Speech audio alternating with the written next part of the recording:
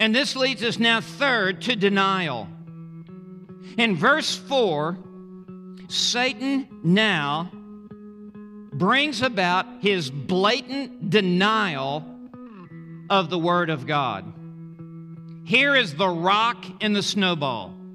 Here is his intent from the very beginning with Eve. It is to deny the Word of God and to sell that to her naive, gullible self. And so in verse 4 we read, the serpent said to the woman, you surely shall not die. That is a lie from the pit of hell. God said, the soul that sins, it shall surely die. The prophet Ezekiel said, the soul that sins, it shall die. Paul says, the wages of sin is death. The serpent said, you shall not die. Eve's waffling has only emboldened the devil to advance more aggressively.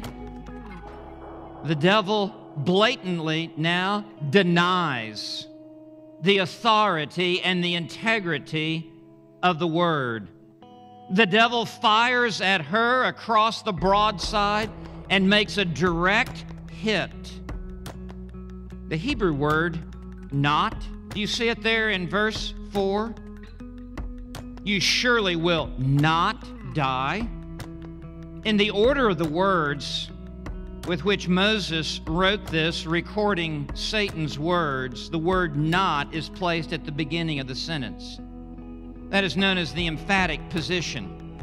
And literally, this translates, not, you surely shall die. Not. This is by Satan an all-out, in-your-face, no holes barred repudiation of the Word of God. No way. It's not going to happen, Eve. We have these blatant denials of the Word of God in our day, do we not?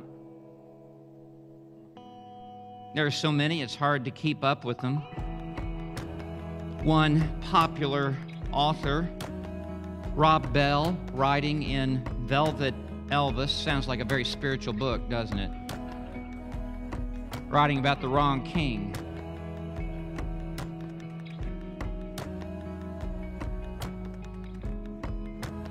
He writes, a staggering number of people have been taught that a select few Christians will spend forever in a peaceful, joyous place called heaven, while the rest of humanity spends forever in torment and punishment in hell, with no chance for anything better.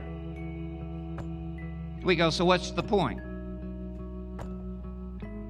Bell writes, this is misguided and toxic, and ultimately subverts the contagious spread of Jesus' message of love, peace, forgiveness.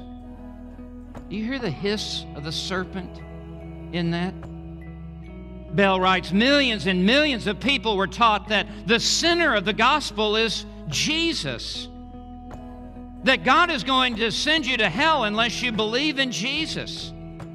How could that God ever be good? And how could that ever be good news? He continues, the most powerful things happen when the church surrenders its desire to convert people. The church must stop thinking about everyone in categories of in or out, saved or not, believer or unbeliever. Besides the fact that these terms are offensive to those who are the un and non, they work against Jesus' teachings. Oh yeah, the Jesus who talked about going to that place where the worm never dies, the many who are on the broad road headed for destruction, the Jesus who talked about that place of outer darkness. Bell says salvation is the entire universe being brought back into harmony with its maker.